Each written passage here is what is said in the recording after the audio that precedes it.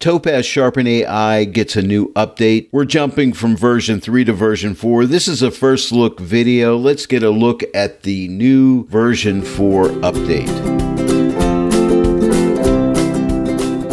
Hello everyone and welcome to the Joy of Editing with Dave Kelly. So what's new? Well, it natively supports Mac M1 computers now. There's a new standard AI model which we'll get a look at. I'll link this changelog in the description below this video so that you can go ahead and see all the different changes. But there's been a couple quick updates because sometimes when an update comes out, some bugs are in it and they fix it right away. But Topaz are really good about that. We're actually at version 4.0.2 and that's what you're going to see today. But you can take a look at all the different changes that have been made from, say, version 4 up to version 4.0.2, which is the one we'll be looking at today. I'll be working from Lightroom today. Now, this image is really soft. I'll zoom into it. You can see it's really soft and out of focus, and there's a lot of noise in here. Now, I shot this at ISO 1600. This is on an older Canon 40D. And I like to use a linear profile. If you watch my TK Friday videos, you know I'm really into the linear profiles. And by the way, I will link you over to Tony Kuiper's linear profile page where you can get your own linear profile for free for your camera. At the end of this video, I will link a video I made about using linear profiles and how to install them. I'm using the linear profile for this image, and after I selected the linear profile, the only thing I did was clicked auto. And then if I open up the detail tab, you notice no sharpening or noise reduction. I'm relying solely upon Topaz Sharpen AI for that. And now let's send this image into Sharpen AI. I'm just going to right click on it, come down to Edit in, find Sharpen AI, and then this dialog box comes up, and you'll notice the only option available to me is edit a copy with Lightroom adjustments. The other choices are grayed out because this is a raw file. And then I can choose a file format. You have a choice between TIFF, PSD, and JPEG. My preference is TIFF. And you can change your color space. I use Pro Photo, but you could click the drop down and use RGB 1998 or sRGB, whichever you prefer. I prefer Pro Photo. And then you have bit depth. You have a choice between 16 bits and you can use 8 bits as well. But I highly recommend that you go with 16 bits, especially if you're planning to send your image, say, to Photoshop for some further editing like I do. Resolution, my printer likes 360, it's an Epson, but I'm just gonna leave it on 300 for now. As far as compression, I'm not gonna use any compression. I'm gonna click edit, and that'll send us into Topaz Sharpen AI, and we'll be there in a sec. And now here's Sharpen AI. Now you'll notice my Sharpen model, I have this toggle checked on by this lightning bolt. This, when you check this on, this lets Sharpen AI look at your image and decide what it thinks would be the best model to use for your image. And right here where it says model parameters, this is an auto setting. It chooses what parameters of, say, like remove blur and suppress noise it should use, or it feels you should use for your image.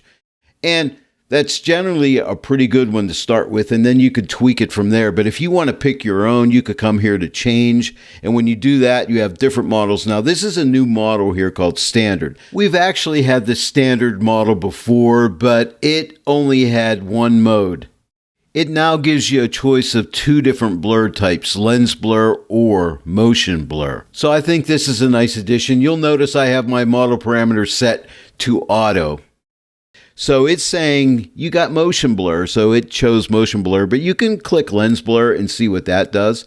Give it a second to update. And by the way, when you initially install this update, none of these models, there's 10 different models, will be in Sharpen AI. When you click on them, it will have to initially download the models. So what I recommend, what I did was I started with standard. I clicked on standard, it downloaded the model. Then I clicked motion blur, it downloads the model. It takes a little bit of time, but depending on your internet connection, how long it'll take. But it took me anywhere between 30 seconds to a minute, depending on how big the model update was. Okay, so it's got to download this, but once it downloads those, you're good to go. But I recommend starting out by just clicking on each one of these and let it download them for you. You have different zoom levels, especially with sharpening and noise reduction. A lot of times you want to really zoom in to your image. So you can come here and change it. Right now it's at 100%. Let's go to 200%.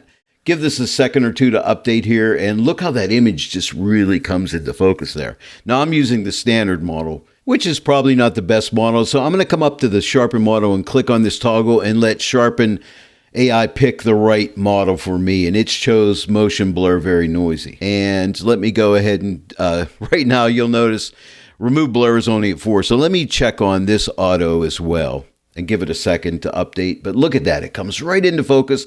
I have no noise. Now I can zoom in to 400% to really look, give it a chance to update. Do you notice that it updates a lot faster in 400% than it did when I was at 100%? So if I click 100%, it remembers the last update, so it doesn't have to update again. And so here's a little tip. The larger the zoom value, the quicker the updates will be. So bear that in mind when you're working with Sharpen AI. My workflow is to start out on a single image view and use the Sharpen model picked for me automatically, as well as the model parameters picked for me automatically. I like to go around different parts of the image just to inspect it, just to see what kind of a job it is doing. And when I look at this, I say, you know what, it's doing a really good job. And again, I could change the model by clicking change here and trying a different model, but I'll be honest with you, that is the best model. So I'm going to turn this back on. And what I may do is this area right here, these flowers are the sharpest right here. Now you'll notice other flowers that are out of focus. It doesn't touch those. The artificial intelligence knows that those should be out of focus. And as you can see here, it's totally removed the noise because it decided I had a very noisy image and I had motion blur. I'm satisfied with the noise removal, but I think I want to try increasing the sharpness by moving this slider to the right.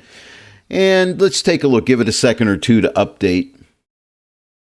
And yeah, that looks pretty good. It might be still a little too sharp, so I'm going to pull it back just a little bit. So I'm just going to take the remove blur and move it to the left just a little bit. Give it a second or two to update and we'll take a look. And yeah, I think that looks really nice. Before I move on, let's talk about these different viewing options. Right now, I'm in the single view. We have this original button. If you click this button, you'll see there's the original with the blur and the noise. Release it, you see the sharpened and denoised image. I'm in single view. I also really like split view. This is the one I probably use the most now.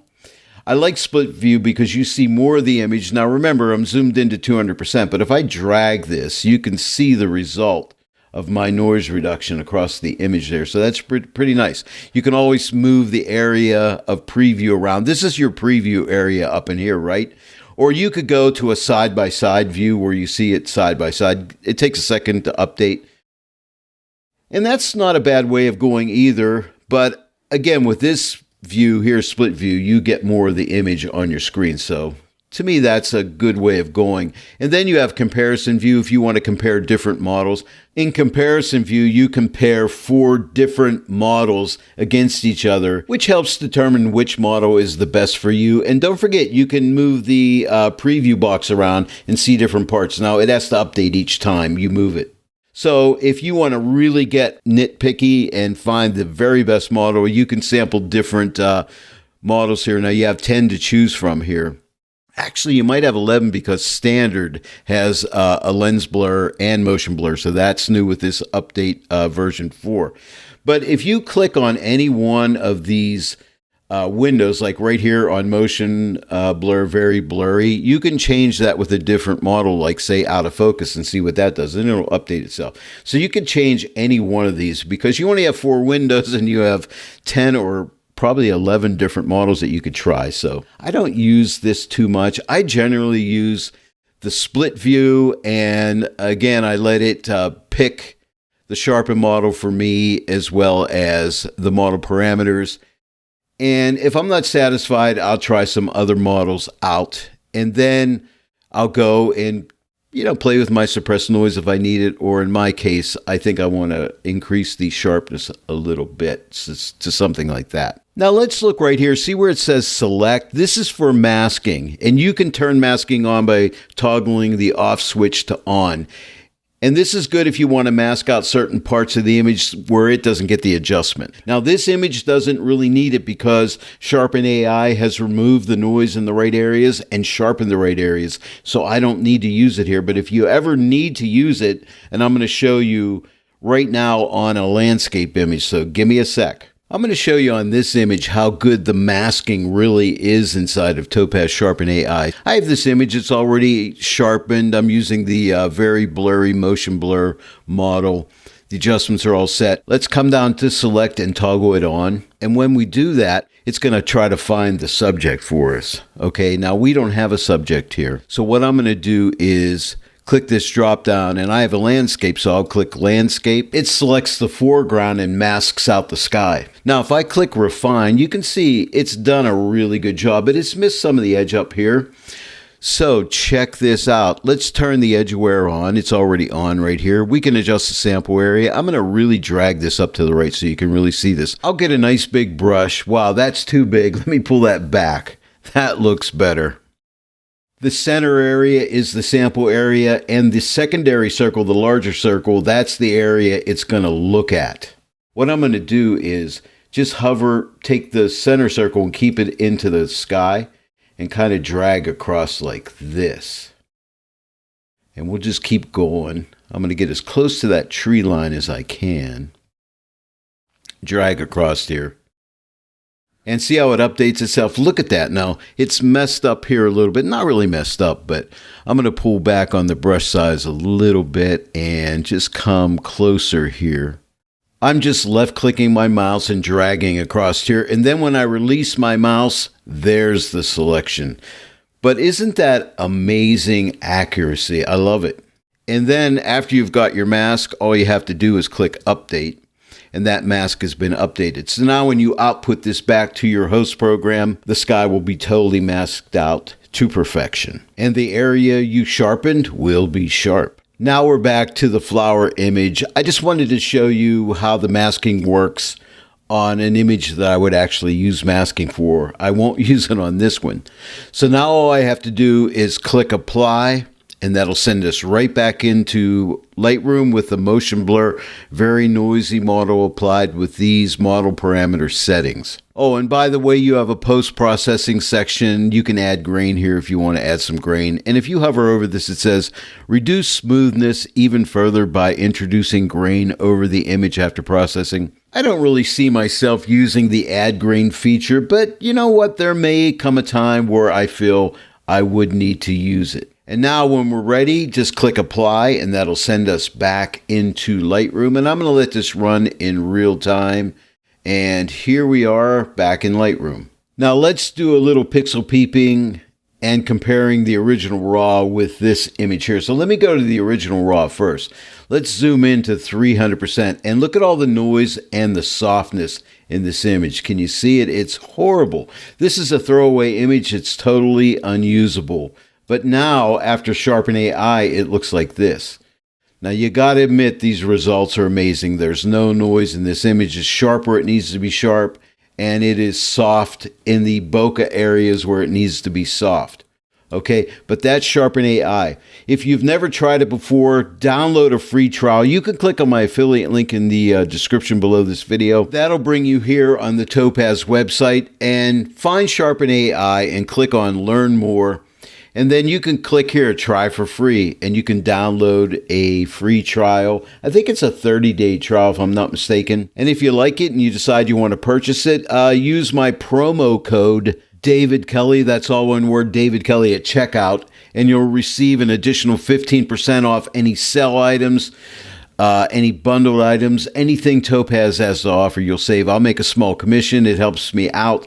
It helps me to keep these YouTube tutorials coming your way. You don't pay any more. You actually save money. So it's a win-win situation.